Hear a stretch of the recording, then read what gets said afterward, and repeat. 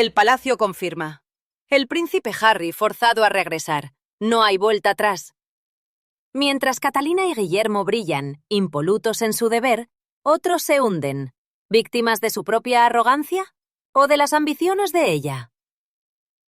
Hoy, Londres. El palacio ha hablado. Una declaración gélida, innegociable. El duque de Sussex, obligado a volver. Su estatus en América expiró. Y la Casa Real no intervendrá. Yo te mostraré la verdad oculta. Se confirmó lo que se había murmurado durante meses. El príncipe Harry no planeaba una visita casual. Estaba siendo obligado a regresar. Altos funcionarios del palacio, justo entonces, se apresuraron a aclarar el trasfondo que la declaración apenas disimulaba. Sí, las autoridades americanas habían denegado la extensión de su residencia a largo plazo. Sí, Harry y ella habían agotado todas las vías diplomáticas. Sí, se anticipaba que el duque abandonaría California en cuestión de semanas.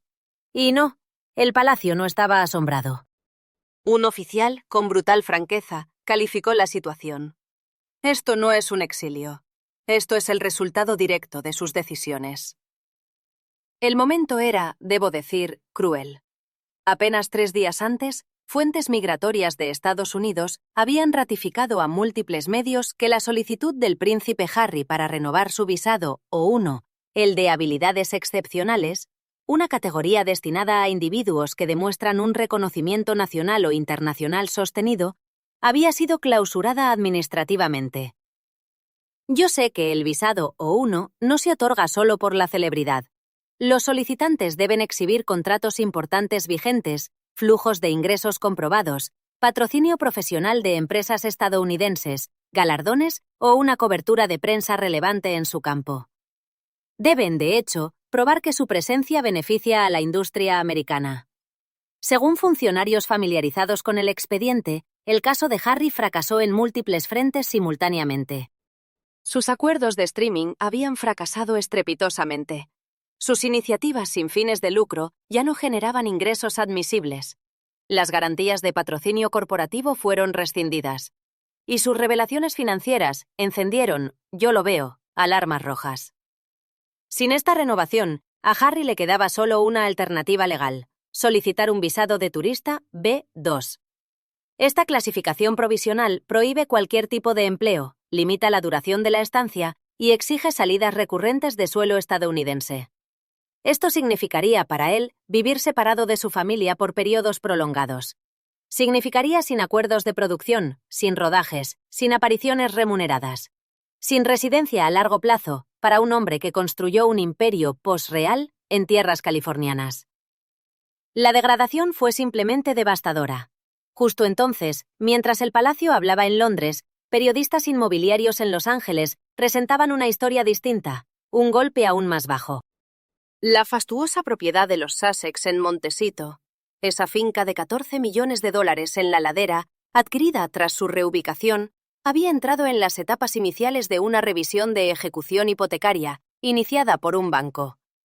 Documentos judiciales sellados, yo los he visto, indicaban que los fideicomisarios, actuando en nombre de un importante prestamista hipotecario, ampliamente reportado como el sucesor de First Republic Bank, habían activado procedimientos de incumplimiento. ¿La razón? Incumplimientos en los índices de liquidez y retrasos en los pagos de refinanciación vinculados a facilidades de crédito de tasa variable. En términos sencillos, la casa ya no era segura. Fuentes cercanas al asunto confirmaron que Harry había recibido la instrucción formal de desalojar partes de la propiedad mientras las negociaciones, patéticas negociaciones, proseguían. Simultáneamente, las revistas especializadas en entretenimiento detallaban el desmoronamiento de otros pilares financieros. Arbitrajes de Netflix reclamando daños y perjuicios por compromisos de programación incompletos. Sanciones ligadas a Spotify tras la terminación de acuerdos de desarrollo de audio. Demandas de reembolso del antiguo benefactor Tyler Perry por garantías de seguridad y vivienda pasadas. Las cifras nunca fueron confirmadas oficialmente. No. Pero los informantes sitúan la exposición combinada en decenas de millones de dólares. Un colapso financiero total. En este telón de fondo, la fría indiferencia del palacio parecía menos cruel y más clínica.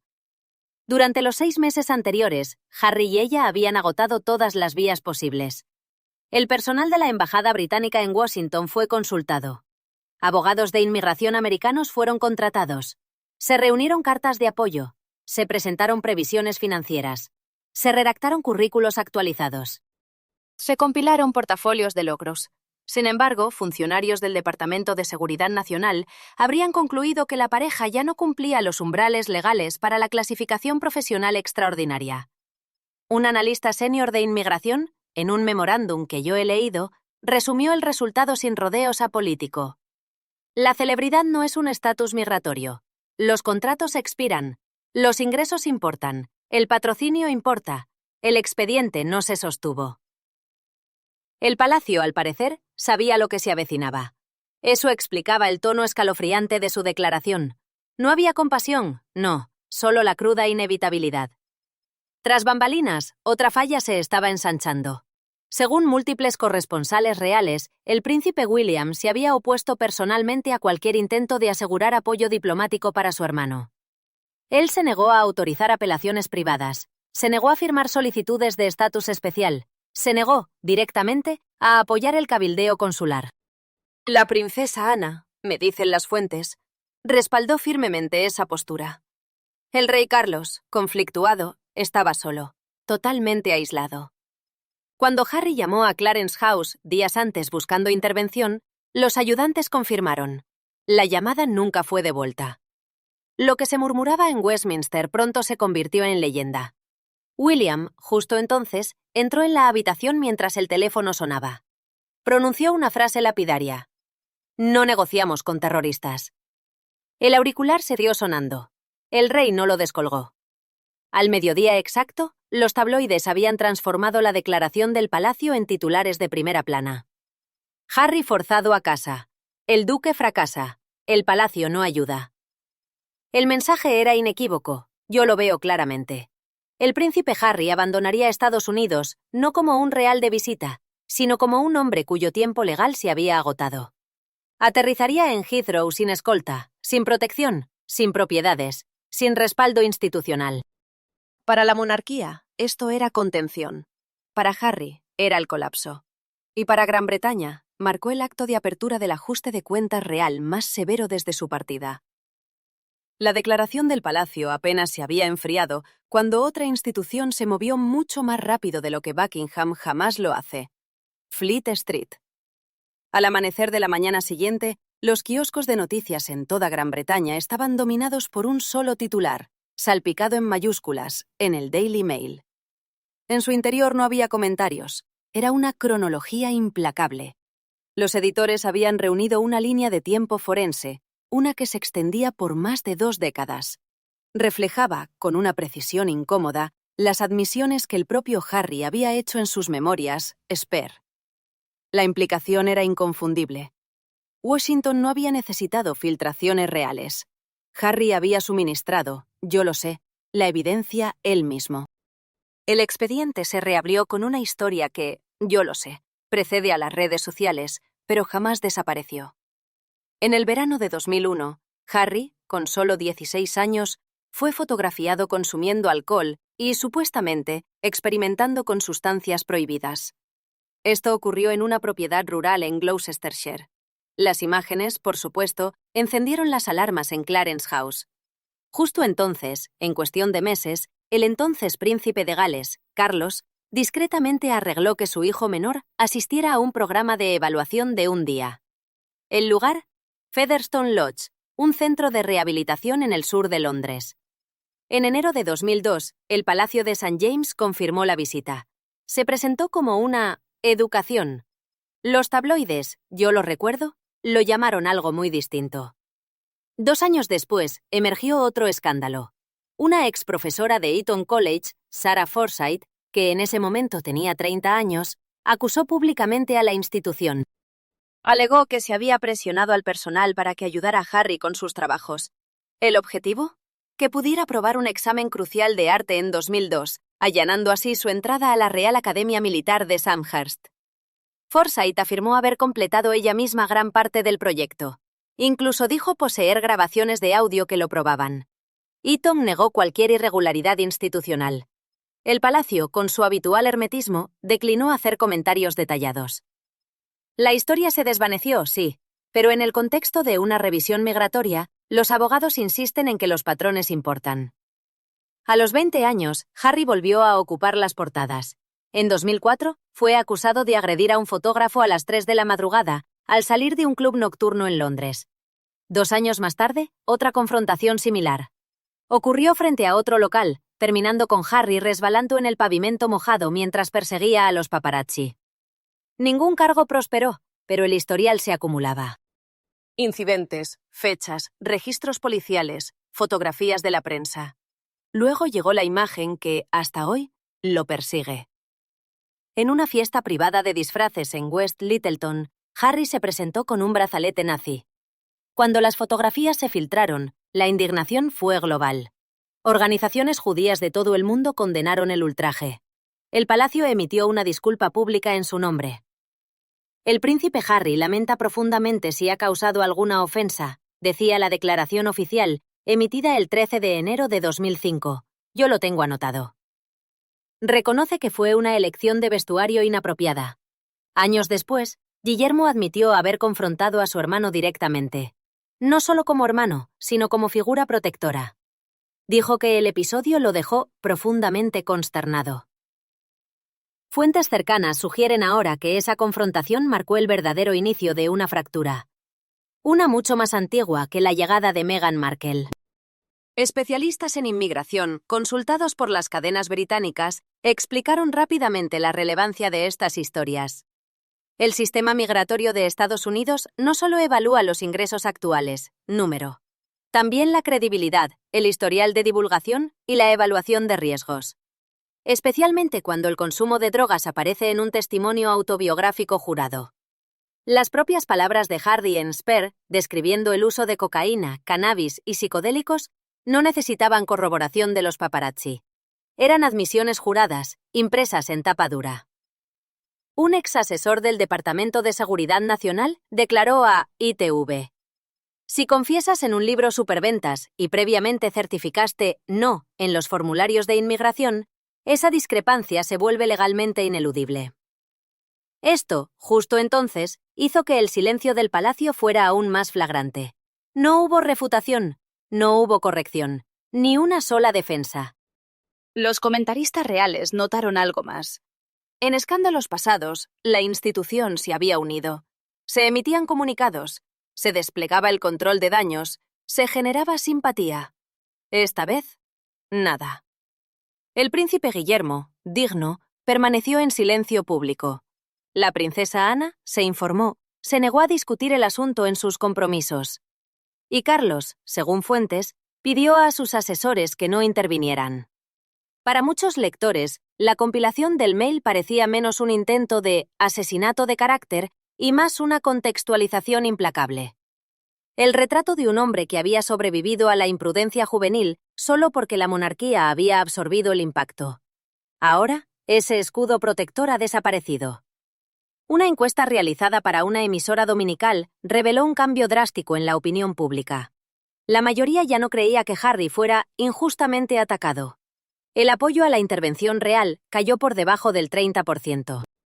Los comentaristas empezaron a usar frases que rara vez se aplicaban a los príncipes. Responsabilidad personal, responsabilidad privada, doctrina de no injerencia. La narrativa había cambiado por completo. Harry ya no era enmarcado como una víctima de las instituciones, se estaba convirtiendo en un caso de prueba para ellas.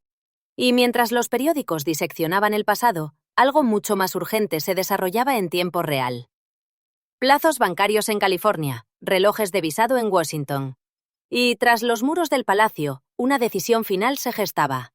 ¿Hasta dónde estaba dispuesta a llegar la corona para mantener su distancia? Para la tarde del 28 de enero, el silencio se había vuelto insostenible.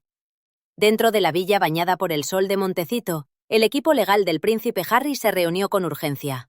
No había celebración, los titulares habían impactado, la narrativa había cambiado, pero lo peor, yo lo veo, era que las llamadas telefónicas ya no eran devueltas. Una fuente cercana al Círculo Sussex lo describió sin rodeos. La embajada se enfrió. La primera respuesta no provino de un abogado, sino de un fixer, un gestor de crisis con sede en Los Ángeles, supuestamente contratado por Meghan a mediados de 2023, comenzó a contactar a antiguos donantes de Hollywood. ¿Su esperanza? Asegurar cartas públicas de apoyo para la extensión de la visa O1 de Harry. Fracasó, por supuesto. El equipo legal tuvo que cambiar de estrategia. Para el 29 de enero, habían presentado una petición de emergencia ante el Servicio de Ciudadanía e Inmigración de los Estados Unidos, USCIS. Solicitaban una revisión discrecional del estatus actual de Harry, citando sus contribuciones filantrópicas pasadas y consideraciones urgentes de interés nacional. Pero ya era demasiado tarde.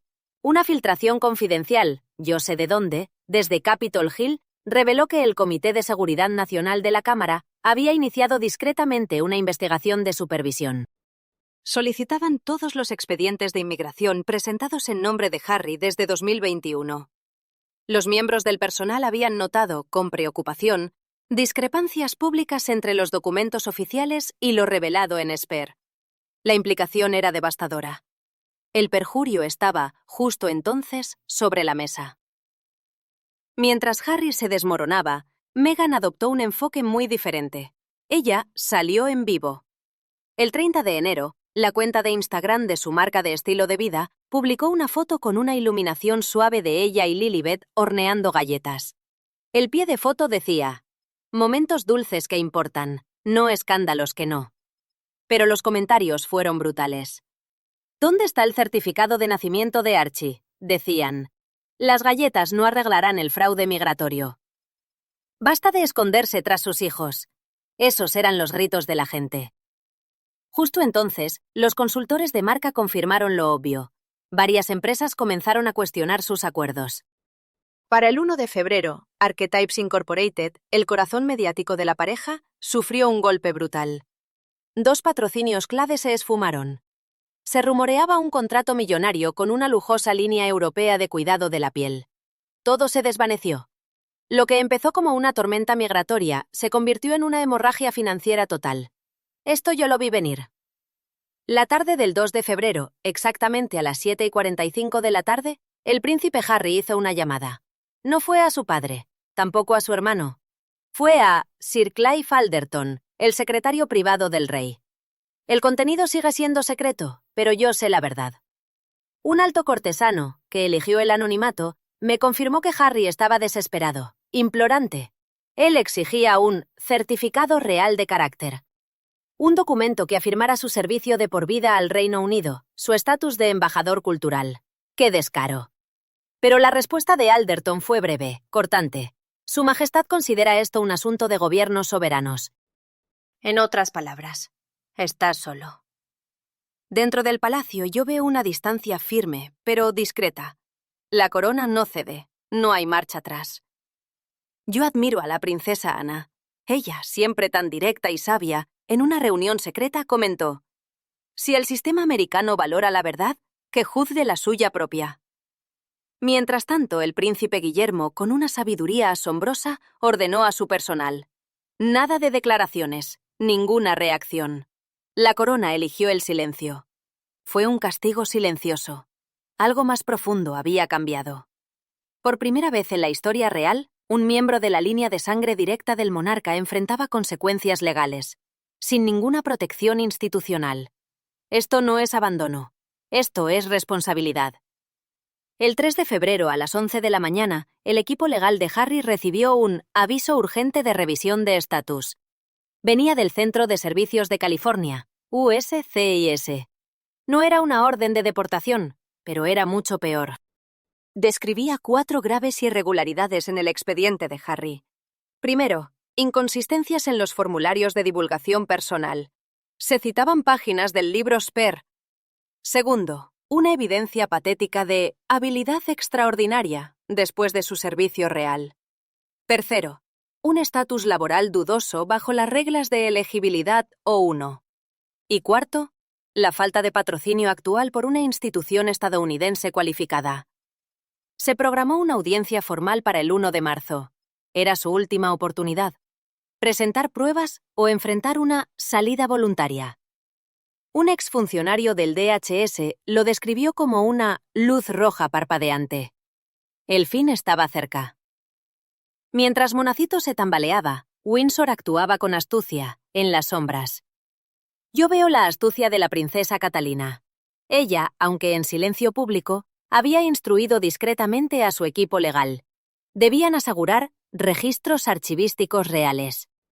Incluían correspondencia entre Clarence House y el Ministerio del Interior, desde 2010. ¿El propósito? Blindar a la corona, protegerla de cualquier acusación retroactiva. Para que nadie pudiera decir que la institución encubrió el comportamiento de Harry. El rey Carlos, yo sé, aprobó la solicitud sin dudar. Incluso ahora, la monarquía piensa en generaciones futuras. ¿Qué diferencia? Cuando febrero comenzaba, una verdad brutal se hizo evidente. Esto ya no era un simple escándalo de tabloides, era una crisis diplomática, un drama legal, una grieta reputacional sin un colchón real que amortiguara la caída. Y para Harry, ese heredero errante de una dinastía global, era la primera vez que el mundo lo veía. No como un príncipe, sino como un hombre. Atrapado entre sus propias palabras, las leyes de una tierra extranjera y una familia que había trazado una línea. Una línea silenciosa, pero final. Al amanecer del 4 de febrero, la mansión en Riven Rock Road dejó de ser un refugio ilusorio. Se convirtió en el escenario de su juicio. Las miradas ya no eran solo de paparazzi, eran federales. Justo después de las 6 de la mañana, un SUV blanco. Departamento de Seguridad Nacional, División de Investigaciones. Pasó por la entrada principal. No se detuvo. Pero el mensaje fue inequívoco. En Washington, la embajada británica recibió una llamada inusual esa misma mañana. No de Buckingham, del Departamento de Estado de Estados Unidos. Les informaron, extraoficialmente, que toda correspondencia consular sobre el duque de Sussex quedaba en suspenso hasta nuevo aviso. Un diplomático de carrera lo describió como la versión de cuarentena con guante de terciopelo. Yo sé que esto es grave. Horas más tarde, el secretario de Asuntos Exteriores británico, David Lambie, recibió un informe confidencial de altos funcionarios estadounidenses. Los detalles no se hicieron públicos, pero una fuente del palacio me confirmó. El rey Carlos se negó rotundamente a intervenir. Su secretario privado entregó una frase simple a la Cancillería. El rey lamenta la situación, pero cree que su hijo debe hablar por sí mismo. Justo entonces, a las 3:12 de la tarde en punto, la cámara de seguridad de la entrada de la finca Sussex capturó una imagen. Se extendió como un incendio forestal. 2 oficiales del DHS, vestidos con trajes discretos, aparecieron en la puerta. No entraron. Entregaron un sobre sellado al jefe de seguridad de la casa. ¿Qué contenía? Un aviso de intención de revisión. Confirmaba que el caso migratorio de Harry había sido elevado. Ahora era un estado de evaluación de riesgo de nivel 2. Esto ya no era un proceso interno de USCIS, era un archivo nacional. Involucraba al Departamento de Seguridad Nacional, al Departamento de Estado y, yo diría, posiblemente a la Casa Blanca. Esa misma noche, bajo la tenue luz de las velas en su comedor privado, Meghan hizo su jugada.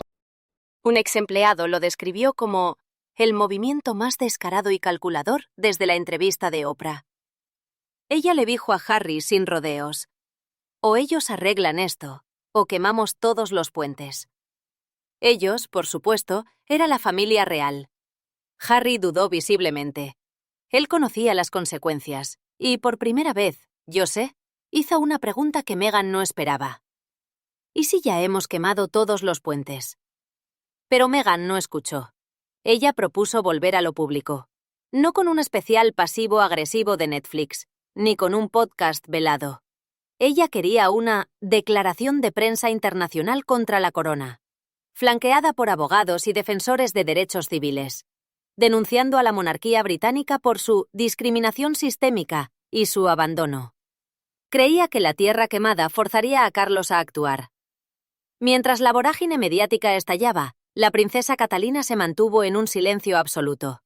Ella no tuiteó, no sonrió para las cámaras. Yo veo su fuerza. Pero en un movimiento devastadoramente sutil, La Oficina de Comunicaciones de la Princesa de Gales realizó un cambio crucial en el sitio web real. Actualizaron la línea oficial de sucesión. Lady Louise Windsor fue incluida, por primera vez, públicamente por encima del príncipe Harry. El mensaje no era meramente burocrático, era profundamente simbólico. La monarquía había comenzado a avanzar sin él. Yo sé, fue impactante incluso para los observadores más veteranos. El 5 de febrero, Lady Louise Windsor apareció en la BBC 1. Estaba sentada junto a la duquesa Sophie. La entrevista se promocionó como un segmento sobre la herencia escocesa y su propiedad, Grey House. Un extracto del protocolo de sucesión real ya estaba preparado. Justo entonces, al final del segmento, Louise miró directamente a la cámara y pronunció una sola frase. Para servir a algo más grande, uno debe dejar atrás las quejas personales. Le deseo paz a mi primo, pero esta institución no puede ni se detendrá por él. Doctora Diane Ars. El momento se volvió viral. No fue solo la claridad, fue la persona que lo dijo. La joven, antes silenciosa, ahora la mujer de confianza con el legado de su abuela, se había convertido en la voz de la disciplina generacional de la familia real. Y eso resonó más fuerte que cualquier declaración oficial. Al anochecer, la narrativa había cambiado de nuevo. Los titulares ya no se centraban en la crisis migratoria de Harry, se enfocaban en la velocidad con la que la corona evolucionaba sin él. Yo sé que el 6 de febrero, los titulares cambiaron drásticamente. La princesa Charlotte fue vista revisando una iniciativa de salud mental juvenil en Birmingham. El príncipe George asistió a su primer evento en solitario en una escuela de la Commonwealth Foundation. Lady Louise fue confirmada como la nueva patrona real del Scottish Language Trust. Cada actualización dejaba una verdad cristalina. Mientras los abogados de Harry se movilizaban en California, la Casa de Windsor ya había avanzado. El 1 de marzo. Esa fecha estaba marcada en rojo en cada calendario legal, desde Washington D.C. hasta Los Ángeles. Ya no era solo una audiencia de revisión de visa, era una rendición de cuentas pública. El príncipe Harry, una vez aclamado como el príncipe moderno, ahora estaba atrapado entre dos naciones, dos familias y una ilusión que se desmoronaba rápidamente. La audiencia se celebró a puerta cerrada en el Tribunal Federal de Inmigración de San Francisco, pero las filtraciones fueron inmediatas. Una fuente dentro de la sala reveló que el tono fue clínico, pero implacable. El equipo legal de Harry presentó una declaración de dificultad. Argumentaban que la deportación causaría trauma emocional a sus hijos y violaría su derecho a la vida familiar. Pero el abogado del gobierno contraatacó con dureza. Un informe de declaraciones financieras confidencial fue presentado. El señor Franon Mountbatten Windsor ha mostrado un patrón repetido de comportamiento que viola la intención de su clase de visa, tergiversa sus declaraciones financieras y levanta banderas rojas de seguridad nacional debido a asociaciones no verificadas. No es un pase de cortesía sin honor. El momento que asombró a los observadores, un abogado del gobierno hizo referencia directa a recientes movimientos financieros extranjeros.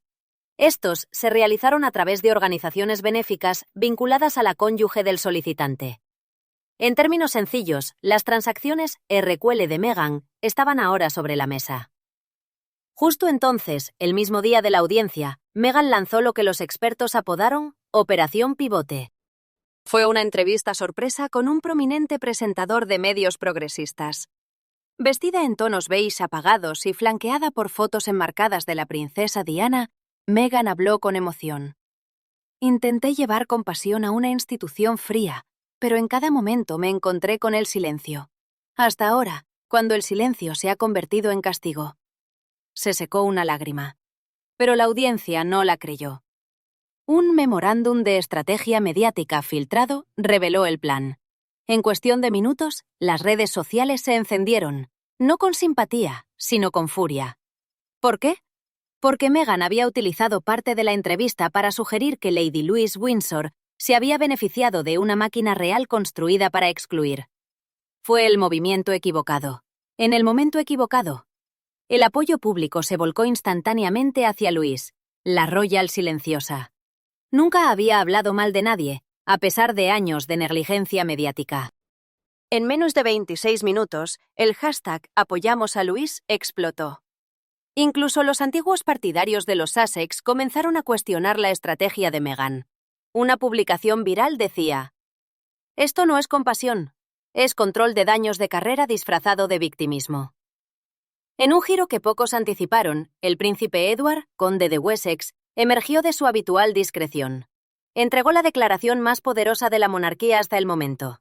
Estaba de pie ante una multitud en Aberdeen, flanqueado por su hija Louise y la duquesa Sophie. Edward no leyó un guión, miró directamente a las cámaras y dijo: «Llega un momento en que cada familia debe proteger lo que es bueno, no de extraños, sino de aquellos dentro que buscan convertirlo en un arma». Hizo una pausa. Su voz estaba tranquila, pero fría. Para aquellos que han abandonado los valores en los que fuimos criados, que esto quede claro. La corona no es un trampolín. Es una carga que solo llevan aquellos dispuestos a servir sin buscar aplausos. Por primera vez, Edward, a menudo visto como el royal tranquilo, rugió. Mientras la audiencia concluía, el rey Carlos III emitió un memorándum oficial fechado el 1 de marzo. No estaba dirigido al público, sino al Parlamento. En él, confirmó que el título de duque de Sussex estaba suspendido indefinidamente. Pendiente de revisión. Todos los mecanismos de financiación real que involucraban a Archewell habían sido terminados.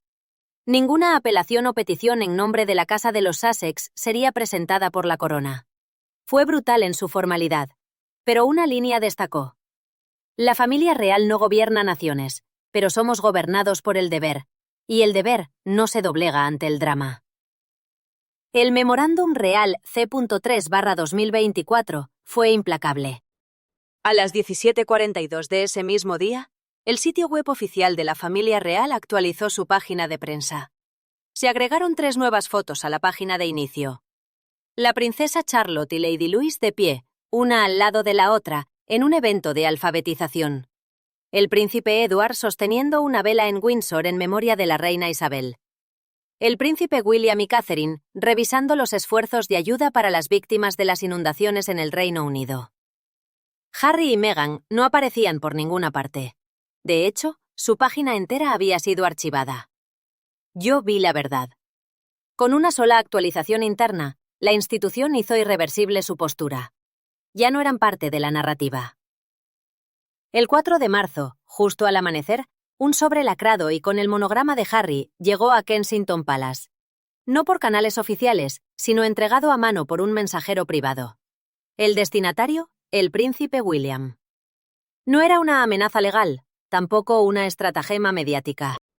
Aquello era el último ruego desesperado de un hermano al borde del exilio, de la ruina total, de un colapso irreversible de su propio legado.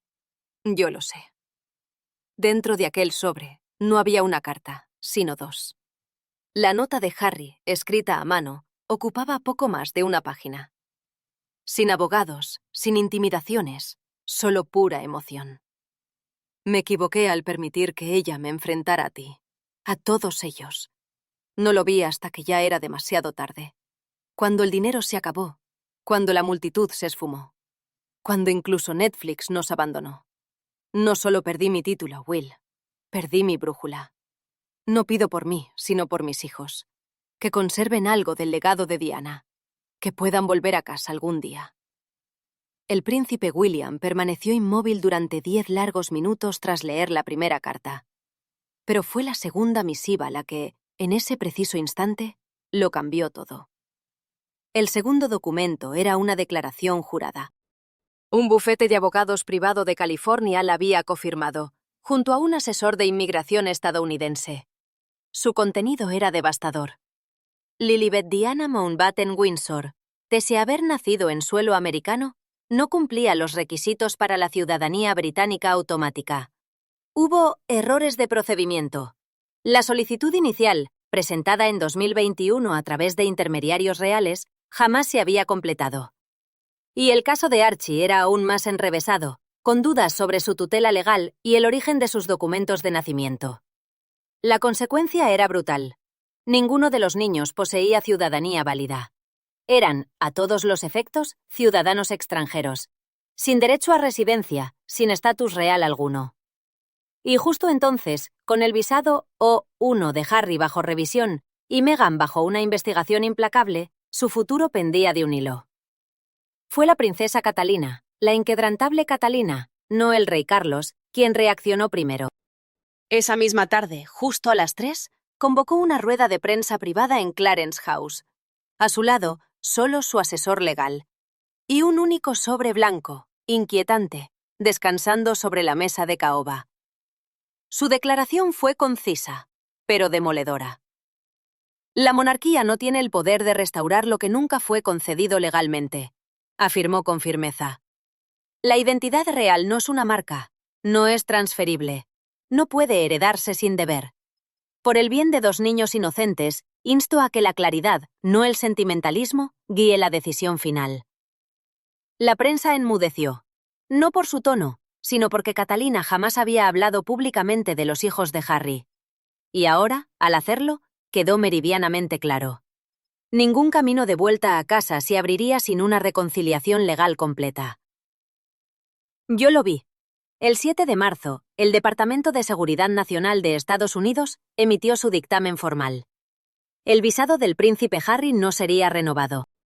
Disponía de 30 días naturales para abandonar el país o apelar bajo circunstancias extraordinarias. Todos sus privilegios diplomáticos, vinculados al estatus real, fueron revocados. Era oficialmente un ciudadano británico privado, con su visado caducado. Un destino desolador. Mientras tanto, Meghan, como ciudadana estadounidense, enfrentaba su propia tormenta. El IRS, el FBI y 2 comités del Senado ya investigaban la estructura de Archewell, sus flujos de efectivo y la actividad de sus donantes. Un escrutinio sin precedentes. La pareja carecía de base segura, sin financiación verificada, sin protección alguna. A los ojos de la ley y de la monarquía, eran meros actores civiles, enfrentados a las más duras consecuencias institucionales. Apenas 2 días después, la BBC emitió una entrevista inusual con el rey Carlos. ¿Sigue considerando al príncipe Harry su hijo de alguna manera significativa?, le preguntaron. Carlos respiró hondo. Es mi sangre. Eso nunca cambiará. Pero ha tomado decisiones que tienen un gran peso. Lloro no por el hombre en que se ha convertido, sino por el niño que una vez llamó a este lugar su hogar. El entrevistador hizo una pausa. ¿Y los niños?, insistió. El rey desvió la mirada. Luego la recuperó, firme. Siempre tendrán un lugar en nuestros corazones, sentenció. Pero la corona no puede proteger a aquellos cuyos lazos con ella han sido cortados, por diseño propio. El 10 de marzo, el Palacio de Buckingham emitió una última actualización. El príncipe William y la princesa Catalina, el pilar de la monarquía, emprenderían una gira de 6 semanas por la Commonwealth. Su misión: salud mental juvenil, ética digital y esfuerzos de reconciliación post-Brexit. Un compromiso inquebrantable con el futuro. Lady Louise Windsor fue nombrada formalmente patrona real del patrimonio y la preservación escocesa, con base en Grey House. El príncipe Eduardo y la duquesa Sophie recibieron el estatus de asesores del Consejo Privado para Asuntos de Sucesión Real. La maquinaria Windsor seguía adelante, imperturbable. La página de la Casa de los Sussex fue desindexada permanentemente de todas las comunicaciones reales oficiales. El mensaje era inequívoco. La Casa de Windsor había pasado página. Justo entonces, Harry abordaba un vuelo privado desde LAX con destino a Zúrich. Los paparazzi captaron una última imagen del príncipe caído. Sin Meghan, sin sus hijos. Solo Harry, completamente solo. Apretando un gastado diario de cuero en una mano. En la otra, una foto doblada de Diana, sonriendo, abrazándolo en los jardines de Kensington. Una imagen que me rompió el corazón. Lo último que las cámaras registraron, una nota manuscrita asomando de su bolsillo. Para regresar, uno debe estar dispuesto a perderlo todo, incluso el orgullo.